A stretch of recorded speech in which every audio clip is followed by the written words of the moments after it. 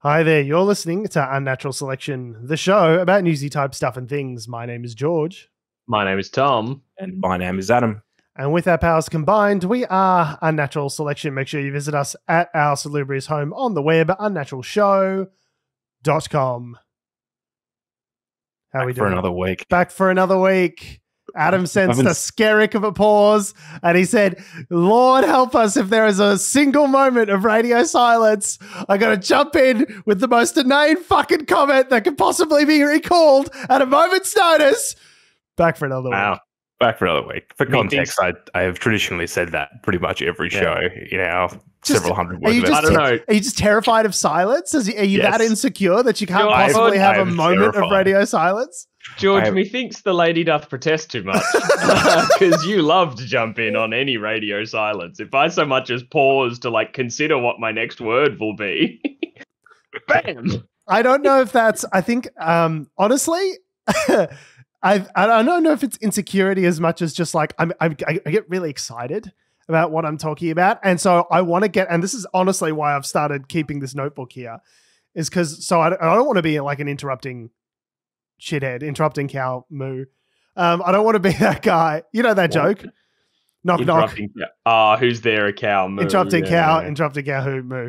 I don't want to be that guy. What I'm going to do is I'm writing things down and I'm going to wait patiently to take my turn, because otherwise I get excited. I go, I want to say this thing. This thing has just jumped into my brain. I got to say it before I forget it, and it goes away. And what happens is I end up talking over you guys, and it ends up being a not good listening experience for the listeners. So starting now, a mere 13 years into the podcast, I will be endeavoring to Here we go. Yeah. That's nice. It's nice that people can change. Right.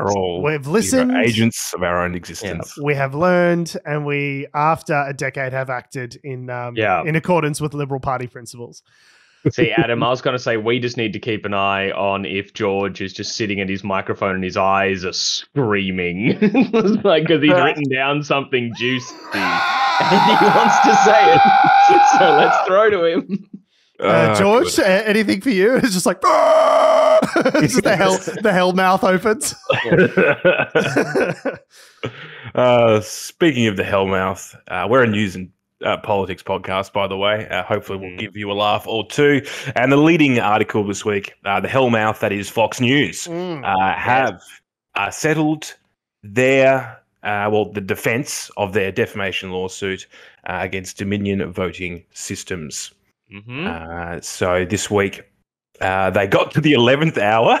They'd literally picked the jury for this defamation lawsuit, and then the judge gave them an extra day to go and hammer out a deal. And they eventually got there. It was less than the amount agreed to. The damages were less than what Dominion were initially seeking, which I think was close to almost $2 billion. I think eventually settled for $787 million, which is still about 1.1 billion Australian dollars. And there was a little. Not a public admission, but just a little note on the side of that said, we lied. We peddled lies. Well, kind of. A little snifter of an admission. It was basically what they said was something to the effect of we acknowledge the findings of the court and we have agreed to pay the money. It's didn't really do any sort of real apology as to saying hey, we lied and we're sorry about the fact that we lied. Tucker Carlson didn't go on the news and say, hey, we're a bunch of lying shitbags and we lied about Dominion voting systems and perpetuated this whole fake theory of them being a bunch of shoddy, untrustworthy type people because, constantly having unscrupulous people like Sidney Powell and Rudy Giuliani who are perpetuating conspiracy theories that we knew to be false on the shows. Is that our bad? Maybe, probably it is. There was nothing just reporting the news, man. It's just reporting the news. That was their defense, basically. It was, we just have to get them on there because we have to get both sides of the argument. And I love that the judge in this case was no, we're not doing that. What do you mean? It's that is not an argument that I'm going to allow, which I was fantastic. That is some fucking A+ good wife drama shit right there. Just being the judge, just being like, hey, you know this whole thing that your case rests on, Alicia Florrick? Not allowed. No. And then Alicia Florrick at the 11th hour comes up with some obscure legal theory and pulls it out of her asshole in order to rescue the case. Except that didn't happen. They just said, all right, we'll pony up $787 million. Yeah, they'll USD. Settle.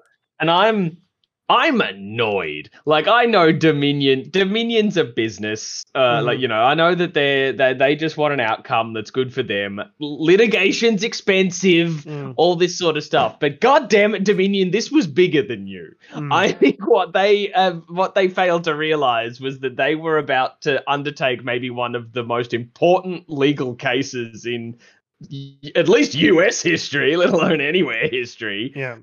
To maybe like really, really interrogate Fox News and potentially just destroy them publicly. You had this opportunity and you squandered it. They picked the jury and everything. Like, we were gonna have to see like fucking Rupert, Tucker, all those guys on the stand get absolutely fucked. What am I going to do with this novelty-sized bag of kettle corn that I ordered in preparation for this trial? What am I going to do with all this guy? I've ordered 8 kilos of kettle corn. What am I going to do with it?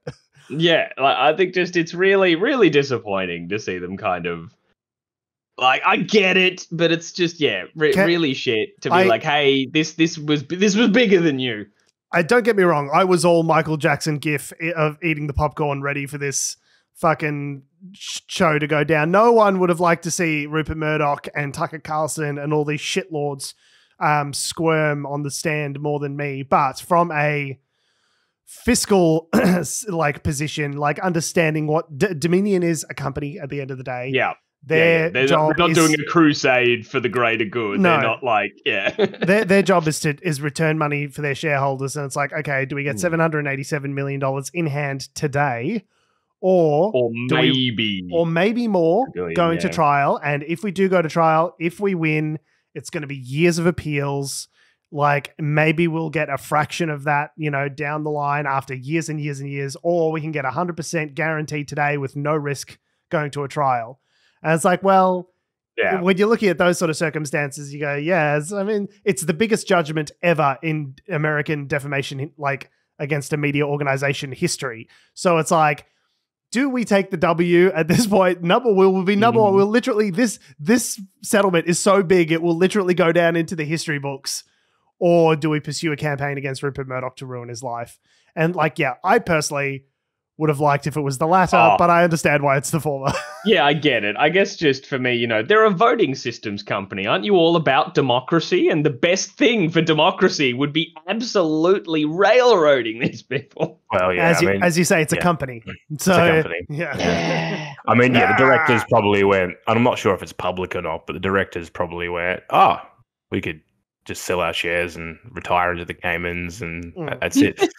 Interestingly enough, though, from the Fox perspective, so this is one of just a number of cases. There's still the Smartmatic one. There's a Smartmatic one.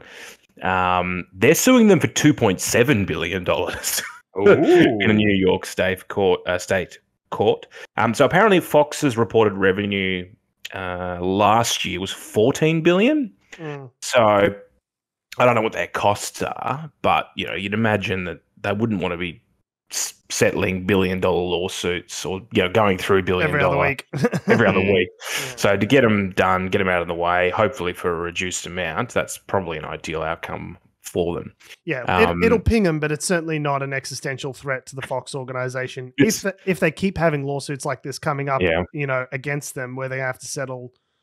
It's surprising because all indications really, you know, when the depositions happened and when Tucker, you know, all those text messages about Tucker Carlson saying that he hated Donald Trump and all that shit came out, it really lost Fox a lot of credibility. And I'm surprised that given the information, given that they're such like obvious lying, scheming shitbags, you think they would have wanted to settle earlier than this to avoid having to do such a big payout and have all of this information exposed about their internal workings, which opens them up for other litigation elsewhere. Like, the smart play would have been, Dominion says they want, you know, 1.7 billion, offer them, you know, 600 million right off the bat. Like, and just like maybe they did. Maybe this was away.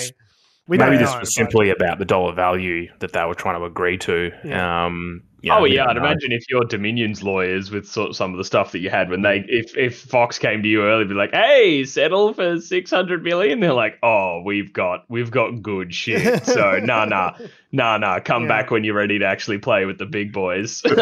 We've got Tucker's text messages, bro. Yeah, the thing that I looked at in the their statement, this sentence, like the Fox statement. Yeah, I just almost cried. But I quote, "We are hopeful that our decision to resolve this dispute with Dominion amicably, instead of the acrimony of a divisive trial, allows the country to move forward from these issues." Oh, I bet you want people to move forward. Uh-huh.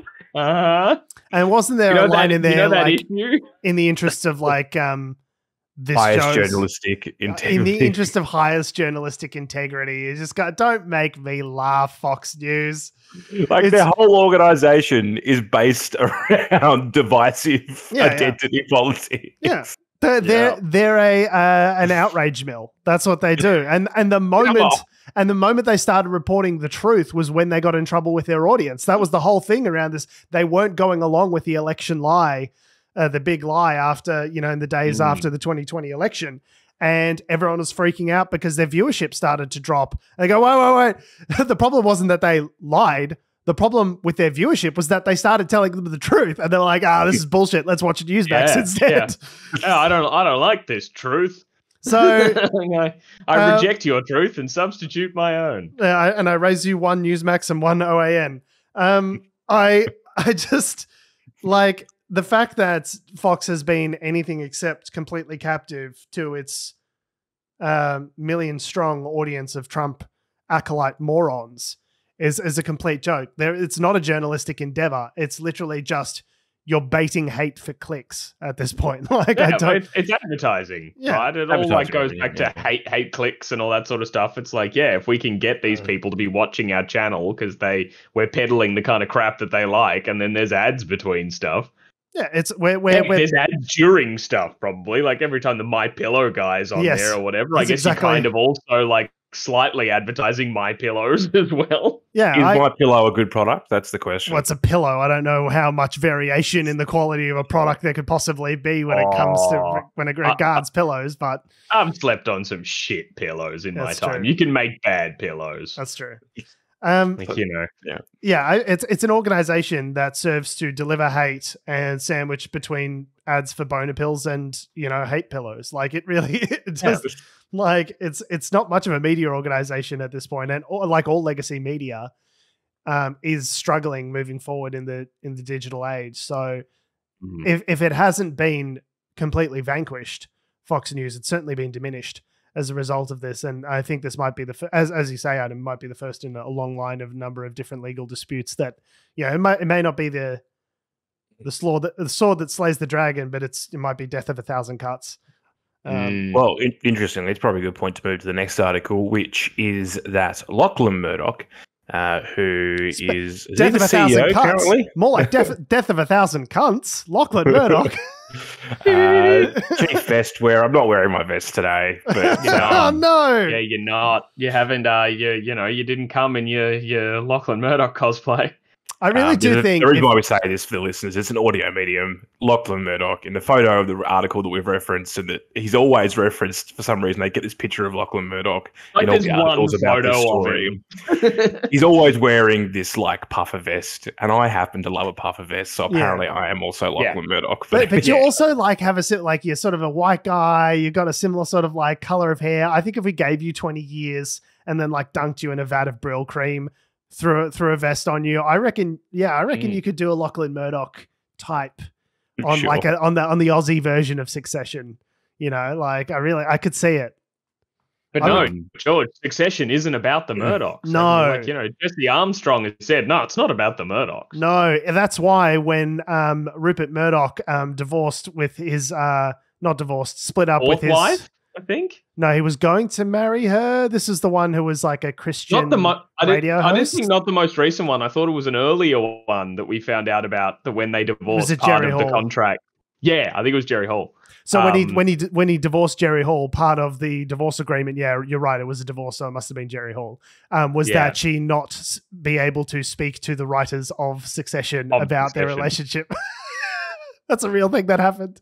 Yeah, that's great. But it's not about the Murdochs. But it's not about the Murdochs. No, definitely not. Similarities to any persons living or dead are purely coincidental. Even though the main characters mirror his actual children pretty spot on, and his daughter got married in a castle. And none of that stuff. And also he stood on a box of papers in the middle of the bullpen and gave a speech. Like, yeah. Those things happened. Rupert did that. And yeah. Any likeness is purely coincidental. Watch Succession, fucking get on it. It's a banger. I'll watch the first episode, I think.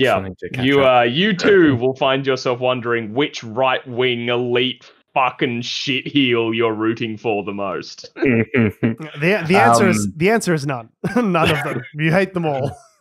Cousin Greg. No.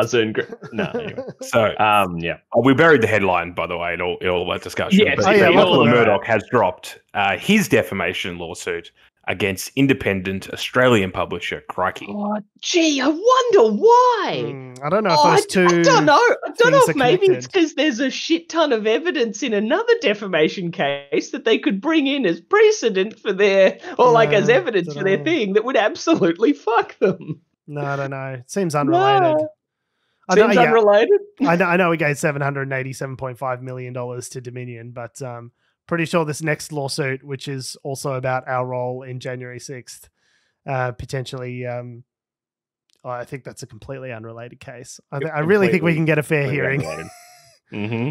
So for reference, Crikey, a while ago, published an article in which they named the Murdoch family as the unindicted co-conspirator in the US Capitol attack. Since then, they took Murdoch's.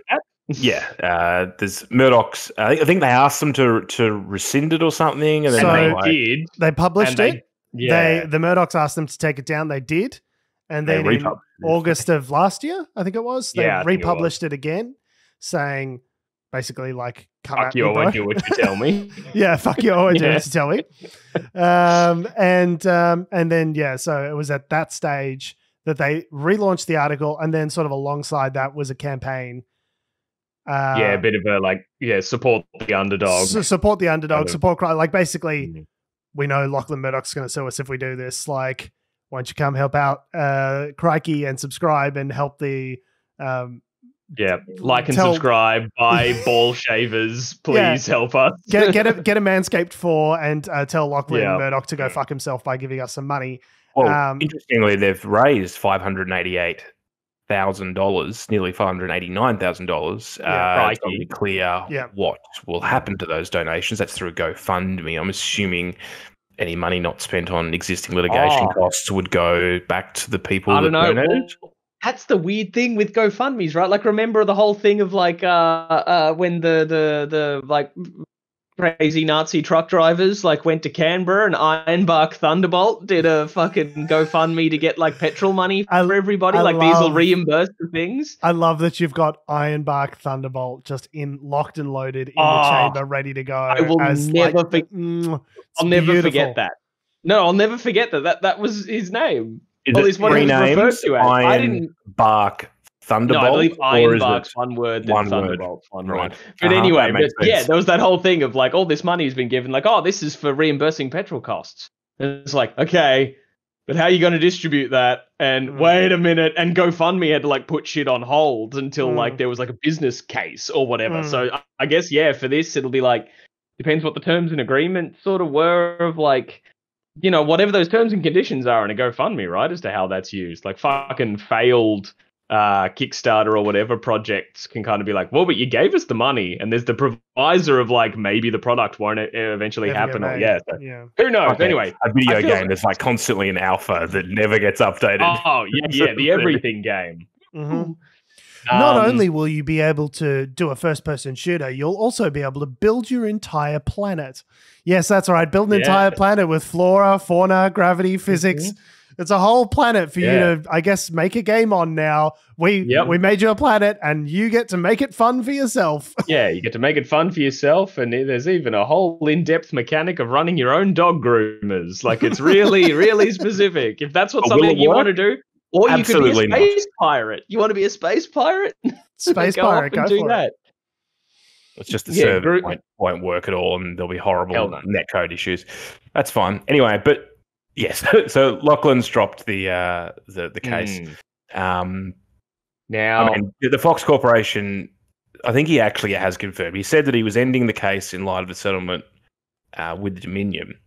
But interestingly, what he's also said is like, yeah, but like if we had gone to court, I totally would have won. It's just such a weird fucking piece of hubris to be like, yeah, I'm backing down because obviously, like, I don't think we're gonna win, but also like totally could have won. Like, bro, if we did fight, like obviously we didn't go fight in the schoolyard after school, but like if we did fight, I would have fucking kicked your ass, bro. Me and my cousins, calm down, bro. Kicked your fucking ass, you pussy bitch. Obviously we didn't fight because like the principal came in and said like no fighting after school. So obviously I can't, like my hands are tied in that regard. But if we were allowed to fight, bro, I would have kicked your ass. Again, we weren't allowed to, so I didn't because I would have lost. But like if we did, I would have kicked your ass. Yeah. But I didn't. I mean, allegedly Crikey was scrambling. His point is that Crikey was scrambling for defences because the defence that they had gone with was sort of disallowed basically or something. But it is sort of the reverse, maybe, of what happened in the US with the case of like, I won't allow that argument. It was looking a little bit dicey for Crikey, I'm not going to lie, given what I've seen. Like, it's certainly if you are wanting to go up against someone like Lachlan Murdoch, like if you're going to shoot the king, best not miss. And I think they were kind of spared having to actually go into a formal sort of litigation. Like it was Murdoch that sued them, right? Like they didn't sue Lachlan Murdoch, but they were sort of asked to the wind, sort of, they were being provocative in a way that would suggest that they would probably get sued. So it's probably to their benefit the whole Dominion thing shook out the way it did, because it means that Lachlan Murdoch's likely going to have to pay Crikey's costs as well. So, because he's the one that brought the suit and now he's dropping it. So, I'm not owned. There's always a drill tweet. It is a bit like that though. That attitude of the schoolyard, like if I had like that attitude is kind of what this is. Like that is very active. It's the adult billionaire version of literally what I described at the tennis court in the bleachers after school. Yeah, fucking corporate and civil law, like the whole corporate civil judicial system is just the schoolyard for rich people. Like that's just what it is. I don't know. Have you guys seen? I feel like I should bring this up, given we're talking about this case here. Have you guys seen Stephen Colbert this week talking about with this? the didgeridoo? With the didgeridoo, I heard it on the podcast, and it was a rare miss from Stephen Colbert. He goes, an actual news organization called Crikey. Can you believe it? And I was like, yeah, it's it's an Australian news organization. Like, it's not that big of it. Okay, but I understand why that's like mind blowing for an American audience. But like the pun of going like Crikey. That's like is there another one called Didgeridoo? I was like, that's a bad pun, whatever. But then he pulls out a didgeridoo and starts playing it. It was very weird. It was very and deeply offensive. Like a lot of many. Are white people allowed to play the didgeridoo? Not really. Like no. Like that's the thing of like there's like one white guy with dreads in Byron Bay that's still allowed to play the didgeridoo, and that's it. Yeah. I think he's the last one. I mean, if a First Nations person invites you to play it, that's a whole nother thing. But I think you can't just be like, you can't go to the shop and be like, I'm going to play the didgeridoo now. You can't just whip out a fucking didgeridoo on national television. Like that's very not okay. Yeah, it was a rare loss, rare loser moment for Stephen Colbert. Real cringe moment. I was listening to it on a podcast, And I gasped. I was walking down the street and I heard it and I went, oh no. Yeah. Because, my partner was showing it to me to be like, oh, watch this. And it was just like getting the puns out. And I was like, oh, that's bad. She's like, wait for it. Wait. and then he gets the didgeridoo and like, oh, it was fucked. But I think the didgeridoo bit is almost as offensive as his pronunciation of the name Lachlan. Because they say Lachlan. Lachlan Murdoch. What? Yes, he's the second American I've heard use Lachlan as the pronunciation. And I'm like, that's disgusting. That's some Craig shit. Like, the whole Craig crap. Or what's the other one they have? There's another one that... Nope. There's a lot of names, George. I can't just pull a name out of it. It begins with G, I think. George. No. Gerald. No. Gerard. No. Gerard or Jared. Georgina. Come back to me. Gorgonzola. Gorgonzola, like the cheese sauce. The cheese? Like, I don't know. Okay. Or why you guys are thinking of American names that don't match? Maybe you consider the name Philip and the last name Graham. Lowe. Oh, okay. Graham. Graham. Graham and Graham. We say Graham because that's how it's fucking spelled. Yeah. And in America, they say Graham, like graham cracker. Graham. Yes. Yeah. The longest time I did not realize that graham crackers are Graham crackers, and they say Graham as Graham. I was like, oh, I thought they're graham crackers. Like, no, Graham. They weigh a gram, or because it's Graham?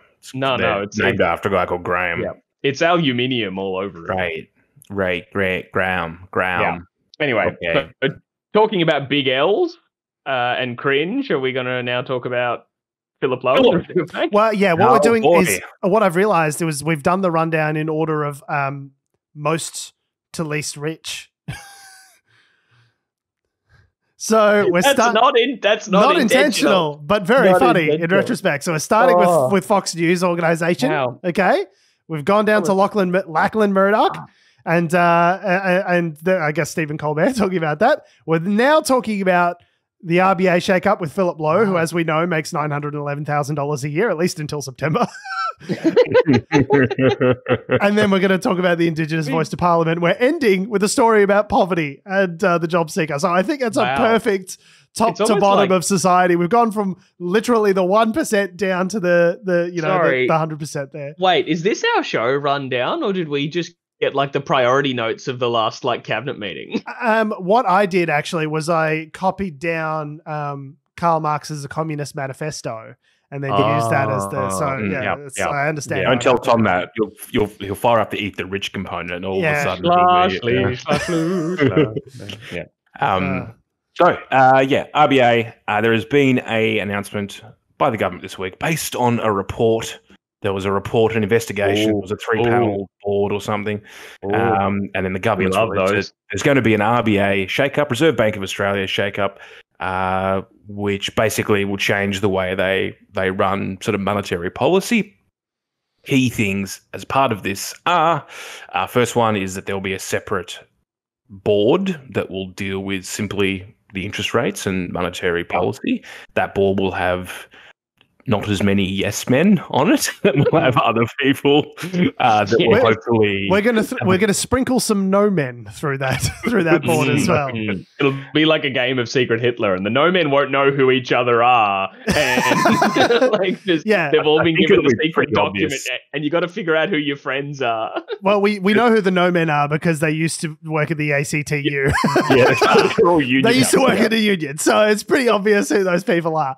But so basically, one of the comments that came back as part of this review was like, hey, with the greatest respect, Philip Lowe, it does seem as though dissent isn't something that's like super like chill at the RBA. So we're going to have some additional mechanisms put in place that would essentially allow for more dissenting voices to have their voice. And he goes, and his response was to say, well, that's not been my experience to say that, it's a place that doesn't have any dissent. And I'm like, yeah, but that's what you would think if you're surrounded by yes men. Yeah. What's there's your a normal day Mr. like? There's a Mr. Burns moment that's exactly that. Yeah. It was just like, what happened to my stocks? You told me I was making all the right moves. Oh, yes, you were. I was making all the right moves, right? Yes.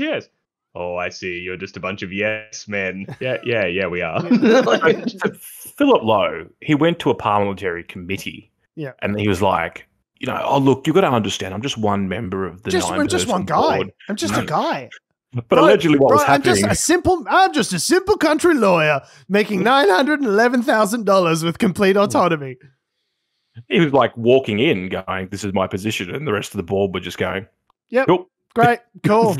I get paid. I still get paid. Great. Yep. Whatever you say, Phil. You're the one that goes to the committee hearings and gets lashed by senators when things don't work out, right? Like, I don't have to go. That's your job? Yeah, fantastic. That's great. Daddy Phil, you're doing great. Yeah, here's a meeting of the board. Philip Lowe and 8 other people whose names I don't know, whose names the public doesn't know, because that's normally how the board of the Reserve Bank should be. The very fact that Philip Lowe is now a household name is because we've all suddenly gotten really interested in interest rates all of a sudden. So, none of these other people have any kind of accountability in the public forum, because who the fuck knows who they are? Yeah, it's weird. At the end of the month, I don't seem to have any money left anymore. Who is this Philip Lowe that I keep hearing about? What's going on there?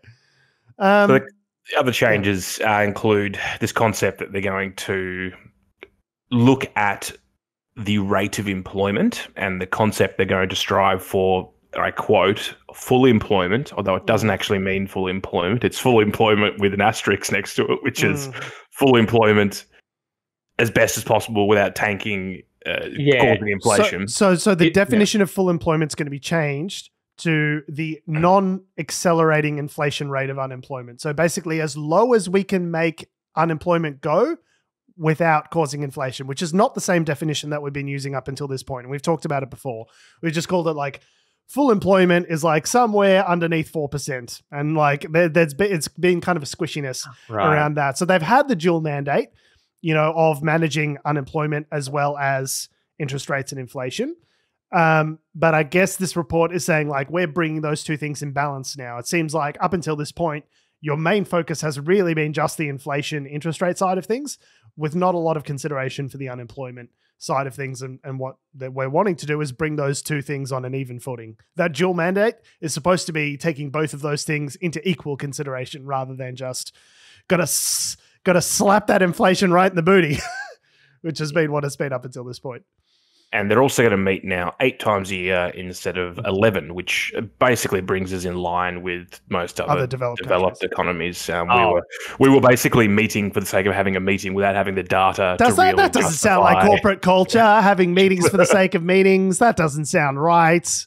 Surely not. Surely every time there's a meeting, there's something very productive being discussed, absolutely necessary. Oh, and surely if you're surrounded by yes men, all meetings can be an email. Yeah, just say, this is what we're doing, right? Why? It just comes back into your inbox. Hey, this is what we met about. What do you think? There are in total 51 recommendations. I don't know what all of them are, but I think the government's going to say they're going to basically agrees in principle with them all, and I think the opposition has said that they do. The caveat in principle, when they're all like, "We agree in principle," which means we can change it later if we feel like it, if it's politically convenient. Yes, it may well happen. I mean, obviously the Royal Commission into Banking, that was a bit of a shit show. Very successful. No, I'm pretty sure all those recommendations got adopted. So so part of it now is that there's going to be a press conference after each one of these meetings as well, which wasn't the case previously. So it's like, hey, you're going to raise interest rates, you got to face the music. Let's have a chat about that, which I think is completely reasonable. And in the most recent press conference regarding these changes, a journalist asked Philip Lowe if he was going to stay on in his role, to which he said something to the effect of I'd be happy to stay if the government's happy to have me, which is an interesting thing for the future former RBA head, Philip Lowe, to have said, given that he is almost certainly few things are certain in this life, death certain in this life, taxes certain in this life. Bluey being an excellent fucking show for children aged between the ages of 1 and 3. That's a certainty. Philip Lowe getting axed in September. Also as very near a certainty as is physically, mathematically possible, I think. So, yeah. If the government will have me, I'd love to still get paid $911,000 a year to sit around and hold my dick and give bad advice.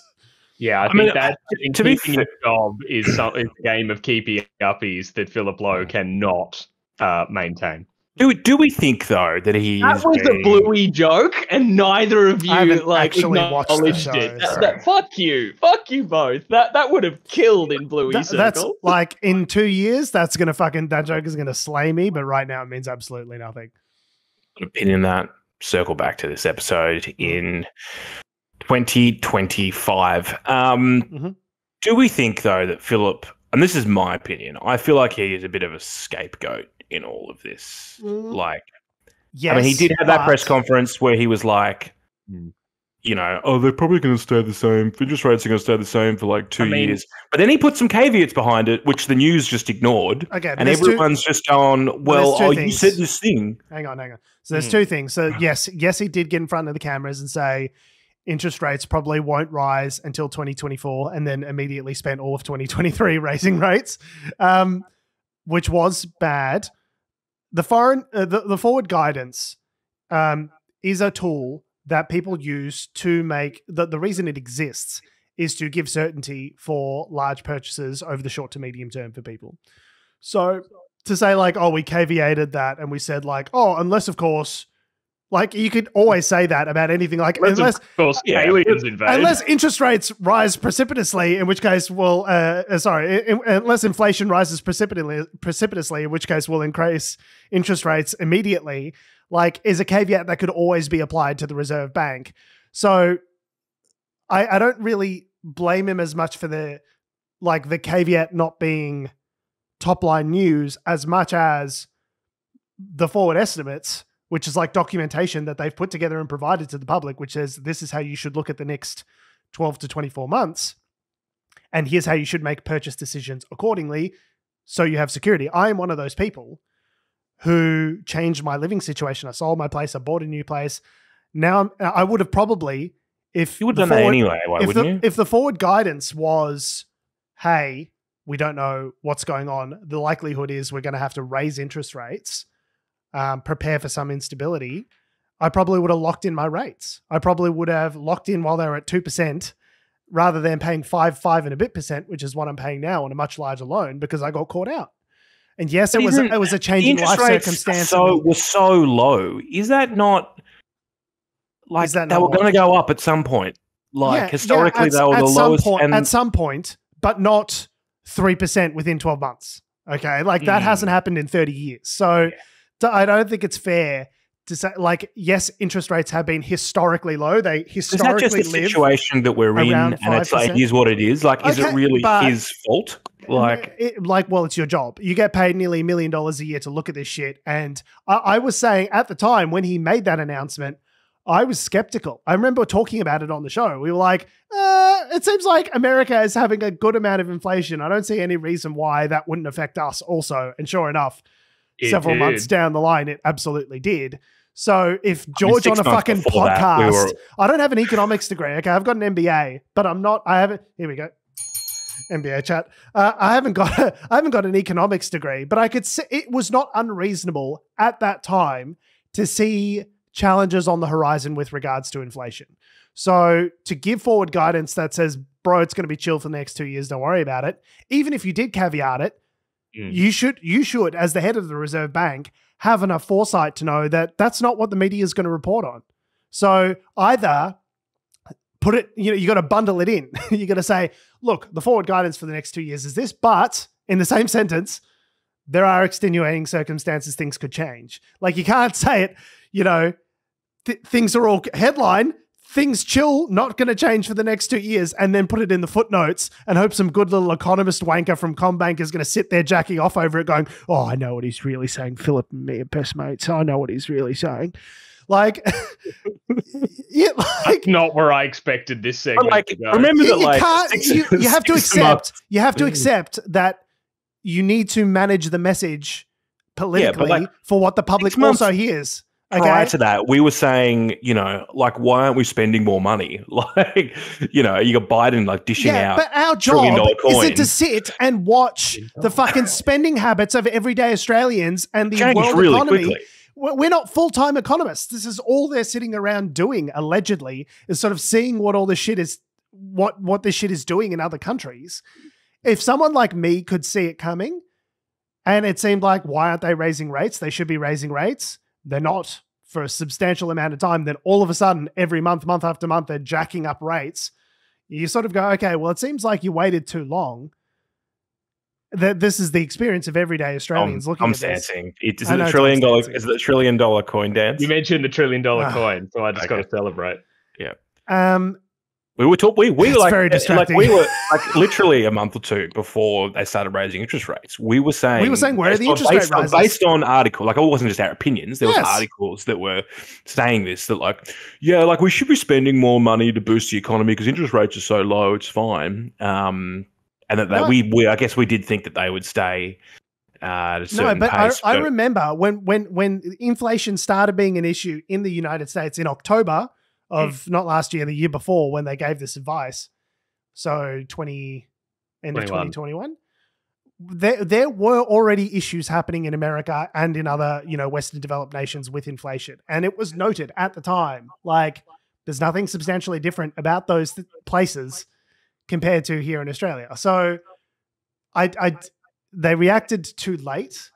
They gave bad guidance, and they didn't caveat it. Yes, they might have caveated it in the document, but they didn't caveat the message, which went out to the Australian populace, and people made big financial decisions based on those decisions for which they are now, suffering. And I don't think it's good enough to be like, oh, you didn't fucking read the footnotes. It's like, well, they read the article. Like, there's only so much you can expect people to do. I don't expect people going into the forward guidance of the RBA and looking at the fucking charts of interest like I am and looking at the interest rates over the next, here's the projector. Okay, we're supposed to peak at 6% and then it's going to come down over 2023 and hopefully it'll be sort of normalized by 2024. People aren't going into that level of detail, and that, and you shouldn't expect them. It shouldn't be required of people to go and get an MBA and look at fucking charts from the RBA. They should be able to rely on the statements provided by the RBA to the media about what's happening in the economy. Part of where I get shitty, and again, this comes back to the Royal Commission of Banking, which basically is, everything's been reversed from it that pretty much was implemented, is that the bankers and the people selling these financial products aren't. Well, I mean, you could say that they were basing their advice on the RBA stuff, right? Yeah, but everyone was. The fact is, we've got a. And this is a different conversation, but like, just my point is, and what I get frustrated in, is that we have a housing problem in Australia, and the interest rate thing is just a byproduct of an unstable market, a propped up market, for lack of a better term, with being fueled by inefficient debt sort of ratios for the last 10 years. And now when the bubble effectively has started to burst, when the factors have started to slide back the other way, now we're in a shit. And, it's not just, it's going to get worse when it comes to like things like building, when it comes to, interest rates. It'll probably keep going for a while, in my opinion, because we've just got this issue where, well, I'll frame it differently. We've got a secondary issue now because of this, where we've got a housing market that is going to start to slow down and potentially burst or have other issues, because people's ability to service debt is not up to where market rates are. Like, people can pay this much, and market rates are here. That's a market failure, right? This is the problem with having a housing system that's predicated on the market system. Like, when things don't work for society because the market, there's no advantage to the market in providing for it in that way. It's called a market failure, right? I think we're getting close to that. The invisible hand of the market, it doesn't care whether George is housed. What it cares about is, does the price of the asset keep going up and up and up on paper?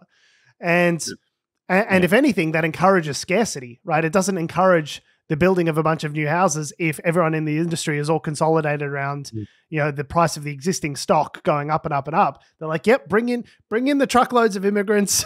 That's fine. We'll keep the demand going up and up and up, but we're going to keep building at this, and there's other reasons that the build rate is slow. We talked about that previously, but like there's no one currently is incentivized to build a bunch of, affordable public housing. Yeah. There's no market incentive to do any of that. If you're going to build something, you're going to build like, an expensive duplex in Ormond and sell them for, $1.5 million each or something like that. Like there's no incentive whatsoever to build a bunch of units like they did in the 60s, sort of like that medium density public housing type thing, which sort of blends in a little bit with the surrounding it's coming back. Like, medium density stuff is coming back, but it's still... It's not as not enough, and like I'm derailing the conversation, but I would like to have a conversation at some point about my own circumstances and working for a builder that had probably was part of that. I think when you have you signed an NDA? Can we talk about any of that? Or no, I've been listening to the news, and the more I find out about what was happening, the more angry I get, and I think it's worth discussing. Hey man, I don't know everything, but if you don't care, I don't care. Let's get stuck in. Yeah, because I think you've kind of given the game away there. But let's wait. We'll talk about it in another episode. But yeah, to tie it back into a really earlier point, just because something I wanted to bring up was I feel if they're making a scapegoat of Philip Lowe, it's kind of weird. You're not really a scapegoat if the goat is the one that did the thing, right? Like, well done, Tom. Very good. Like, I don't know. You said like, are they making a scapegoat of him? Sure. Well, but not really when the goat was in charge. Yeah. When the goat was the one who did it. Yeah. I guess my point being wasn't some of this stuff obvious, or at least partially obvious?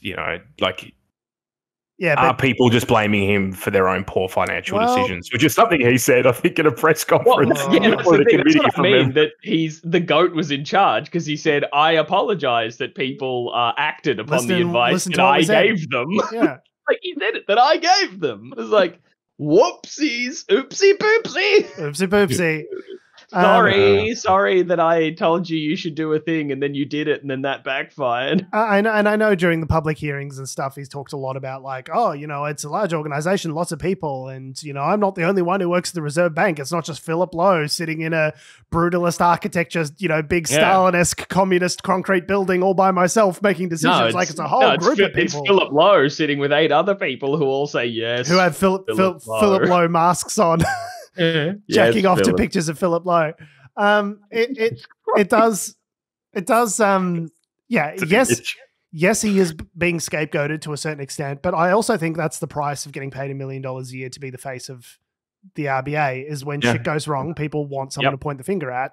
You're the fall guy, and it doesn't. You're the fall guy, and it also doesn't help that you said that stuff. Said and did things that would help to make you the fall guy. So at a certain point, it's kind of your own fault. So yeah, you're the fall guy who also stepped out the window. Very good. Like you're the designated fall guy, and then you're like, okie dokie. What am I doing on this window ledge? You just walk out the window. So you've killed it with 2 analogies in 2 minutes. I love it. Very good. So moving on, like an episode of Star Trek, you guys explain something really complicated, and then I just summarize it in a humorous but probably inaccurate analogy. Summarize our next story for us if you can. But basically, the headline is that the coalition has digs in on lack of transparency claim, despite Labor releasing the legal advice. This is, of course, regarding the Indigenous Voice to Parliament campaign. So, for context, over the last several weeks, they've been saying for months now, we need to have more detail about more detail. Where's my detail? I need my detail. Give me the fucking... Shut up, Adam. Give me my fucking detail. Stop talking and let me get my fucking detail in. How am I supposed to get any detail if you're talking? More detail. My neighbour's going to think some very strange What's things. going on? You're murdering. Yeah. Your neighbour's got to be like, that was holy cow, that was a bang on Michaela Cash impersonation. She does scream a bit sometimes. Look, And then what the Albanese government's been doing is gradually releasing said detail. One of the things they've been asking for specifically over the last few weeks is we want the legal advice that the Solicitor General gave the government. And so they've done that. They went, okay, here it is. Here it is. But apparently it's not the right advice. I asked for the sauce on the side, okay? This is the sauce in the sandwich. I asked for the sauce on the side. How am I supposed to delineate what's sauce and what's sandwich now? It's too much sauce. Like, no. See, what we wanted, we didn't want the advice that said that this was actually a good thing to do. We wanted the Solicitor General's advice that said it was a bad thing to do. Yeah, that's the advice that I want. Yeah, where's that detail? So the Solicitor General's advice was dated April 19, was released as a submission by the Attorney General, Mark Dreyfus, to the Parliamentary Inquiry, probing the Voice ahead of the referendum. Okay, and the advice states that the Voice would not impose any obligations on the executive to follow the Voice's representations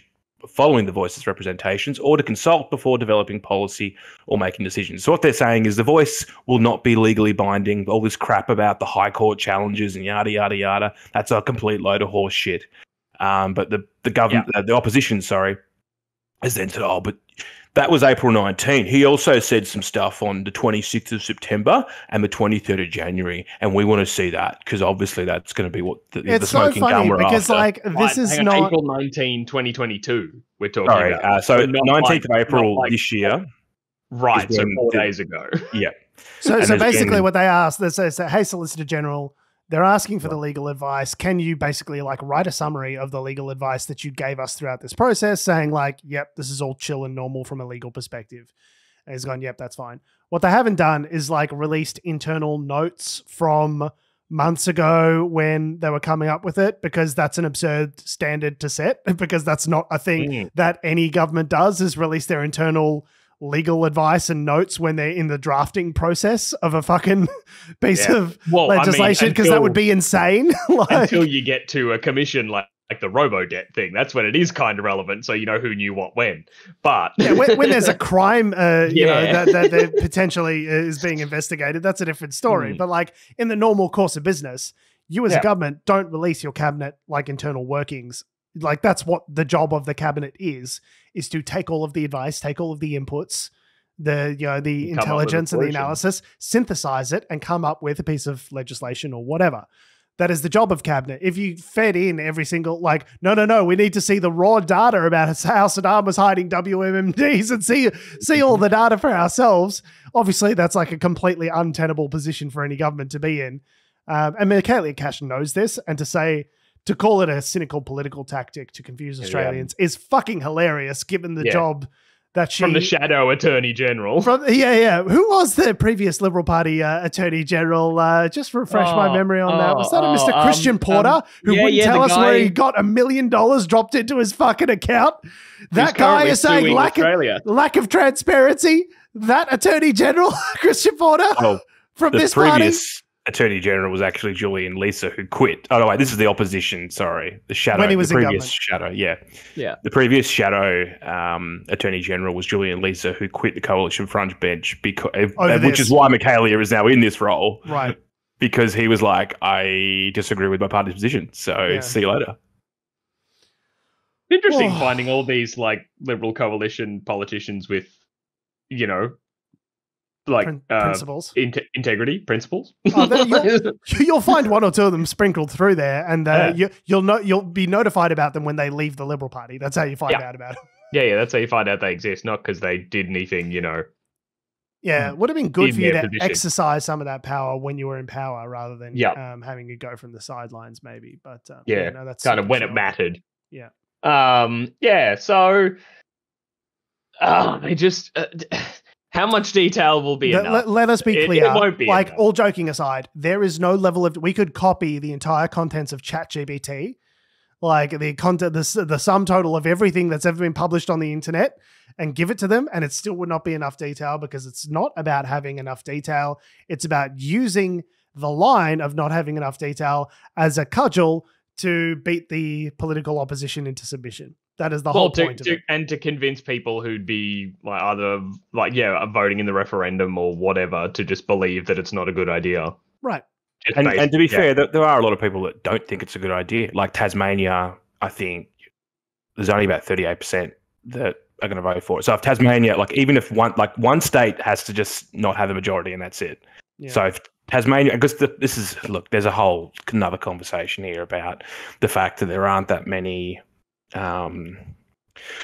The Indigenous people in Tasmania are several generations removed from various bloodlines. So there's like stolen generation stuff. There's stolen generation stuff. There was a whole genocide in Tasmania. Like, I was going to say, there was a whole eradication. And there's not like, when you walk down a street and say Queensland, you can clearly the concept of Aboriginality is the way we popularly conceive it in Australian culture. It's not necessarily as present in Tasmania or as obvious as it is in some other states. Okay, so I'm not trying to say there's no Aboriginal people in Tasmania. There is, of course, but it's not as obvious, and there's a small population there. So the concept, this whole sort of concept around Indigenous people, I kind of feel like for Tasmanians, they're probably, a lot of them are probably going, I don't know, like, why do we need to do this? Like. Yeah.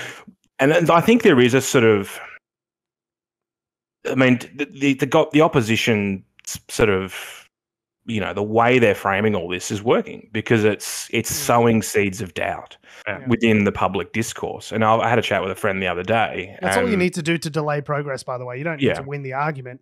You just need to sow the seeds of doubt. Like the whole merchants of doubt, the same people that were sowing doubt about tobacco for decades, the same people then turned around to be the same kind of experts that the climate change lobby would refer to when seeding doubt about the efficacy of the climate science and things like that. They're the same exact people. You can see clips side by side of them talking to Congress about tobacco in the 70s, 60s, and 70s, and then talking to Congress again about global warming in the 80s and 90s. Like they're the same fucking people.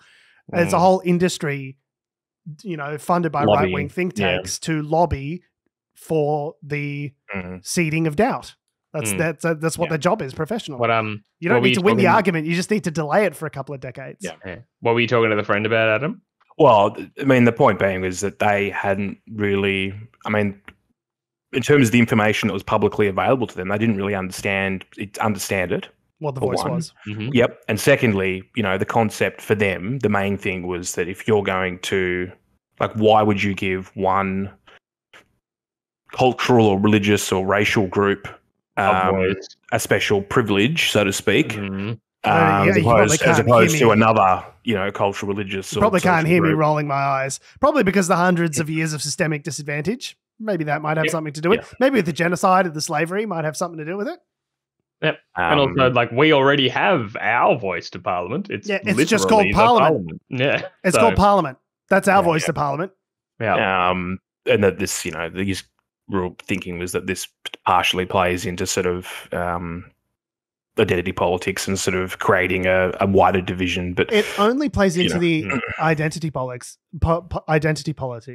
insofar as the Liberal Party is happy to cynically deploy identity politics as a way of bludgeoning their opposition.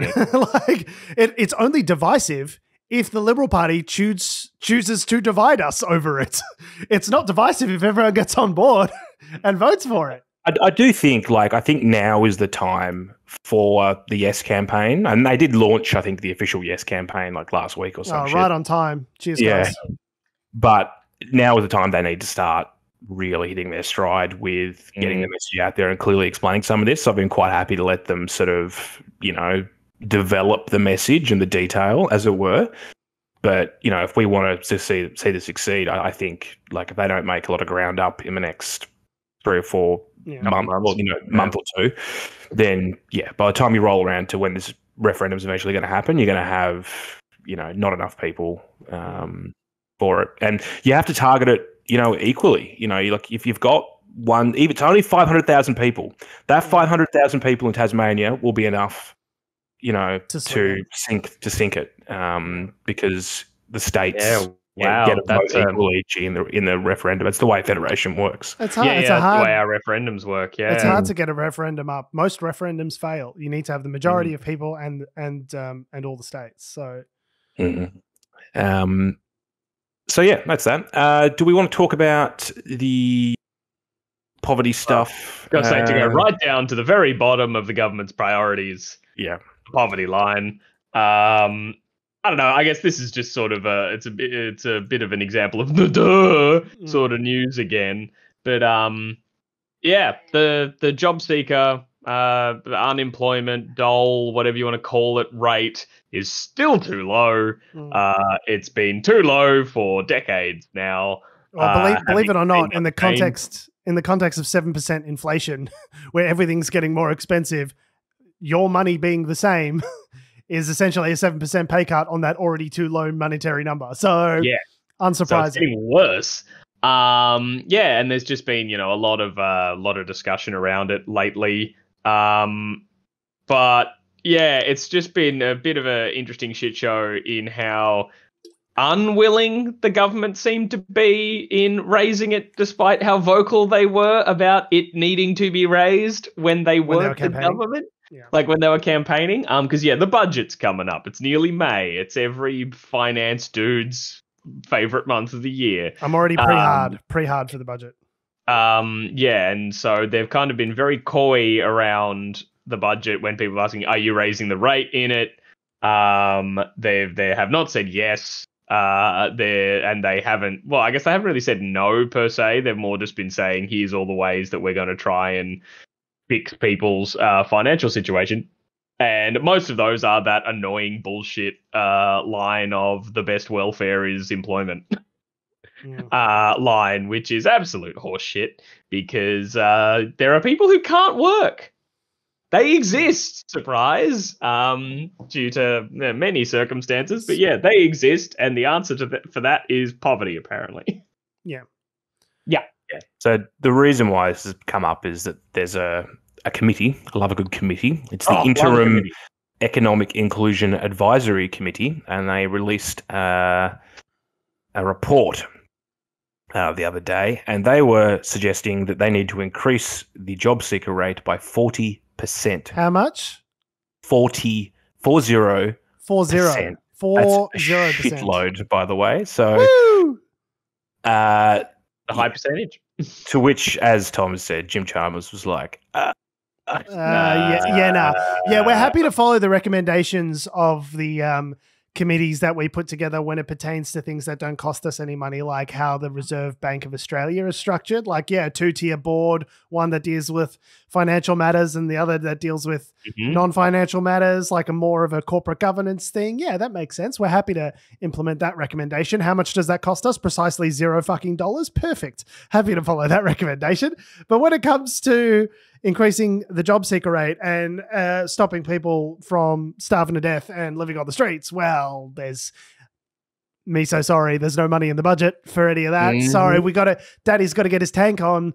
Dad's got to get his submarine. So there's no money left for checks, notes. What is this? People. There you go. That's good to know. We've got our fucking priorities straight there. It's I mean, the thing with this Labor government is they don't want to be seen as reckless economic managers. Yeah. That's the thing that will kill them. They know that. Sit down. You're rocking the boat. And look, they are looking at slashing. There are some military projects that the Defence Review thing's been handed down. There are some things that are getting slashed, like we're now going to buy 1/3 of the amount of armoured vehicles we were going to buy 12 months ago. But we're still spending all of the money on the submarines. So it doesn't matter what you do, you're spending all of the money on the submarines over the course of the next 30 years. Maybe if you're a welfare recipient, maybe go to Centrelink dressed up as a submarine, and then that way you'll get some money. Just an idea. Quite possibly. A T-shirt that says "I build submarines." And then just go up to the Centrelink office and go, "Money, please, money, please, Defence Industrial Complex, money, please." Yeah, I think it's just it's just another example of really frustrating politics of the people, when the people in charge kind of forget that they're in charge. Because in the campaign leading up to this, everyone there's receipts, there's the memes from Albo being like, Labor thinks that the job seeker rate is too low. What do the Liberals think? Oh, they've been pretty quiet on that. We should be raising the rate. And then now it's like, we should be raising the rate. And they're like, oh, gee, who's in charge? I'd really like to talk to them. Someone's got to do something. Labor's the guy in the hot dog suit going, we're all trying to find the guy who did this. Who did this? It's like fucking Joe Biden recently being all like, ban assault weapons already. It's like, you're the president. If only there was a guy who presided over the whole country, some sort of president. Yeah. Who could make changes for the whole Lord country. Of the Seven Seas. It's just such a joke that there's always money in the banana stand for fucking submarines or jets or whatever the fuck it is that we reckon that the defense industrial complex, the military industrial complex reckons it needs or might need over 30 to 40 years. There's always money in the banana stand for that. But when it comes to making people be alive in the country, well, all of a sudden we've got to be responsible economic managers. That I will never understand, especially for a Labor government, because it's like, I understand you don't want to rock the boat, but like, what do you stand for if the policies that you have are exactly the same as what Scott Morrison would have put in if he was in charge? Like, what is the purpose of voting for you to be different if you just continue the exact same line of bullshit policies? Like, and especially when you're like a big narrative that they pushed was during the campaign. Was Anthony Albanese's growing up in commission housing roots. Yeah. Most they don't talk about that anymore. But like during the campaign, they were saying, we think the job seeker rate should be raised. Like that is, we've got receipts. We've got the tweets, bro. While Twitter is still up and running before Elon Musk blows it up like so many spacecrafts. Like there's I think he did we've got the receipts. I think he said it. He did say it at one point, and then I think he had to go back and qualify what he meant from it from memory. And what I meant was, we're not going to at all. Like the primary responsibility of a government, as I see it, is to protect its citizens. Okay, that is the first thing. And I'm not saying that government needs to be responsible for every single moment of your life from cradle to grave, some sort of Soviet communist system where they're responsible for feeding you and clothing you and, making sure that you've got work and all that sort of stuff. I don't believe that that's the most efficient way of doing those things and getting those things. But what I do believe in is a robust welfare system that prevents people from falling off the map. It is more expensive to all of us in the long term if people fall into a state of privation, because it means that they can't just get up and become, the cyclical thing. It becomes endemic, this kind of poverty. If you have a robust welfare net, the reason the welfare net exists is not because we're all charitable human beings, right? We come from some, high-minded Edwardian civilized thing where we want everyone to be happy and pursue, the pursuit of happiness, right? That's not where it comes from. The reason the social welfare net exists is to help people get back on their feet so they can then, again, quickly become productive members of society and can start contributing again. That's the reason. I'll get them through a rough patch as well. Like, get them through a rough patch. The friend that I was speaking to the other day, as an example, his brother has been diagnosed with an illness, which means he had to stop work. At the same time, they realised they're going to have a baby, and at the same time, something else happened that was really bad as well. I can't remember what it was. I'm sure the baby is a bundle of joy. Yeah, I mean, a bundle of joy, but the issue being... Something else fucking terrible happened as well as the baby. The costs... Like once something happens, the problems stack and compound, right? And if you haven't got a safety net there, you will, certain people will end up on the street. If you don't have a safety net, if you don't have parents that can just take you in, the bank of mum and dad that can help you out in a situation like that, you don't have a support network for whatever reason, you move to a new city and you don't know people, you're just fucked. And that is not the way a society operates. Like, we should have compassion and we should feel for our fellow man and try and, if you're in a state of permanent disability, it's better for everyone. It's better for the society if you are not destitute and on the street, because all of those things like emergency room visits and homelessness and all of these things are actually much more expensive than just like giving someone a stipend of $1,000 or whatever it is, a couple of $1,000s a month in order to keep them housed, to get them back into a situation where they can start contributing again. Like, that is much cheap. Like, from a purely cynical financial perspective. Selfish reasoning is all these understand. Yes, I personally believe from a compassionate, moralistic, principled standpoint, no person in a rich country should be homeless because that's like monstrous. But like if you're looking at it from a purely analytical, sterile, financial perspective, it's much better to have a welfare safety net that works, to have a Medicare system that works and gets people access to free or very subsidized healthcare. The Medicare rebate's another conversation, but that's not high because enough either. It always costs more down the line if you don't do it. What's more expensive, a $10,000 trip to the emergency room for a heart attack or a completely free trip to the GP 3 years earlier when you first had chest pains to help you get the medication and lifestyle changes that you need in order to avoid the big expensive crisis later on? Like there's no from a cost, purely like cynical cost perspective only, it still makes sense to have a robust welfare healthcare system because it benefits all of us, because we all live in the society like it's an island. We can't fucking go anywhere. We're all stuck with each other here. So with flights as expensive as they are anyway. It's like that John Donne poem, "Don't ask for whom the bell tolls, it tolls for thee." We all live together with each other. You can't just have people in society falling into privation and become destitute, because it makes all of us all the more impoverished when that happens. Like, Anyway, it will be interesting to see what the budget has in it. I don't think there'll be much. They won't do anything unless we make them. This is the thing with the Labor government, is that we need to push those of us who are more progressive than the Labor government, which I just say is about 50% of the population, is we have to force them to do. We need to make them look bad. And this is why it's so frustrating in Australian politics.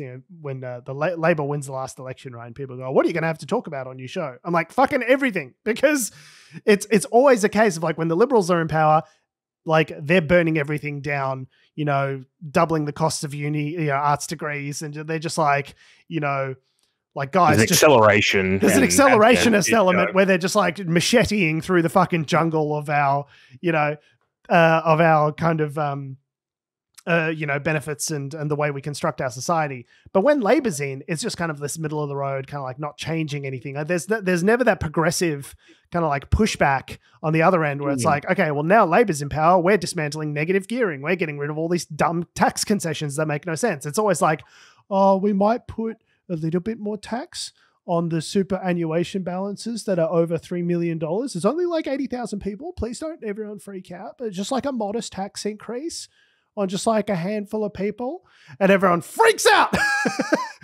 Like that is the level, it's like, no, we need to completely redo our welfare system. And like, we need to tie the amount that people get to job seeker and just tie that to the rate of inflation. So we need to find an acceptable standard of living, and then we need to tie it to the inflation rate to make sure it stays consistent over time. Because otherwise, the longer time goes on, the less people are able to provide for and provide for themselves. Like it's just an automatic thing we're going to have to argue over again in 5 years. So it's like, and you need to do it now before you're like right close to when people can kick you out. You will never have as much political support. Labor is historically strong right now. They've got a lot of political capital they built up over the last, year. Dutton is like notoriously weak as an opposition leader. You will never, like, this is what Obama said back in the day. It's like, why get power if not to take a gamble and use it on things? Like, this is why you build up political capital, is to spend it at moments like this on things like the job seeker rate, on things like the Medicare. You need to do big things. People don't have the patience. They need Golf Whitlam type fucking, we're going to make universities free. And then, it's going to cost a shitload of money, but like, we're going to do it. And it's going to change our society for the better. Like, that's the kind of vision that people want, I think. And it's what they're not getting. And that's why we need to push Labor. We'll always need to put the brakes on Liberals because they're always trying to burn the whole fucking house down. But we're also going to need to keep the pressure on Labor to make sure that they don't do this middle of the road kind of status quo incremental bullshit if we want actual change. So there'll always be something to talk about on Unnatural Selection. Last thing we're going to talk about today is Russia, obviously having a war with Ukraine. Russia. At the moment, or a larger war with the proxy war with the West, if you want to sort of go more into depth with it. But they had a bit of a whoopsie the other day, a bit of a oops. A bit of a oopsie poopsie. The Russian Air Force is, of course, one of the best air forces in the world, highly trained, but mistakes do happen, as it were, and they have been launching a lot of flights. There's been lots of strikes and stuff, obviously, over the last 12 months, and high priority target was hit the other day, which was, of course, the Russian city of Belgorod, which has 340,000 people. Wait, the Russian city. Yeah, the Russian. Sorry, it was a high priority target for the Ukrainians, but like the Russians bombed themselves. Is what's happening okay. here. Oh no. Yeah. So what they think was a 500-pound bomb dropped in the middle of a residential street, injured a few people, flipped a few cars, massive crater, 20-meter crater in the ground. Quick question: have you ever accidentally pooped when you didn't mean to? Yes. Do you want to tell us more about that? No. Just like, all right, let's not talk about Russia anymore. Let's just talk about this. No, I'm just saying I empathize because sometimes every now and then a little one slides out when you weren't expecting it to. Scott Morrison does it. That's a crime. Scott Morrison does it at Engadine Macca's. All of a sudden, it's a national news story. But I guess when Russia does it, it's no big deal. I sometimes every now and then a little one slips out, and you accidentally drop a 500 kilograms, sorry, not pound. 500 kilogram bomb in a civilian area and injure a bunch of people. It's no big deal. Yeah. What obviously these kind of things do happen occasionally. Belgorod is a border city. Why are you flying a plane with bombs over a civilian area in order to get to a war? Go round. Yeah, over one of your own civilian areas. One of your own. Too. It's so aggressively sloppy that it makes me I watched, what was that plane movie with Tom Cruise? Top Gun. Top Gun. I watched Top Gun recently, and the whole thing was like the other side. They don't say who it is, but you assume it's the Russians. The other side. Iran. No, I'm talking about in the first one. Oh, I don't know what China is, but yeah. Yeah, you assume it's some sort of communist, right? Yeah. The MiGs, and the MiGs are so fucking good, and how we're going to outpilot the MiGs. The Russians are the best pilots in the world, and we got to got to be up the top of the top in order to be able to fight with them, sort of thing. And then it's just like bum bum bum ba da da da da da da. Oh, was that a 500 kilo bomb, Vladimir? I told you to shut the doors. It just becomes like a fucking sketch comedy hour with a Russian. I think the Russian Air Force has degraded somewhat since the 80s. So it's big whoopsie. Thankfully, no one was killed. No, thankfully. Although the injuries probably sustained by those who were injured would be very serious. But yeah, that's Jesus Christ. Can you imagine just walking down the street and a bomb just drops? And you're fucking, and the government's just like, whoops, that was for the not war that's happening. Yeah, it's like, there's no war happening. Not a war. That was not part of the military exercise, whatever they call it. Military exercise. Oopsie poopsie. Now, the Russian... there's lots of other podcasts you can listen to about it, but the Russian military is scrambling a bit at the moment. They may do another mass, conscription thing at some point. They've passed some legislation recently, which for the not war. For the not war, they've passed some conscription changes, which basically mean that it's all electronically done. So, because the concept was that because all the people left Russia when they announced the conscription, they were like, oh, well, I never got my draft papers, so I didn't know I had to go. So now they're like, well, we're going to fucking email them to you so you can't that was avoid the problem. them. Yeah, that's the problem, is making sure that there's a real audit trail in the in the draft process. Not maybe like making doing some sort of public communications saying that there is a war and here's the reasons why it's important for you to fight the war and be part of the war effort. But it was really just an email cookie tracing situation. That was the heart of the problem. Yeah, MailChimp just needed to fucking... Bro, I didn't have my cookies on. Together. Yeah.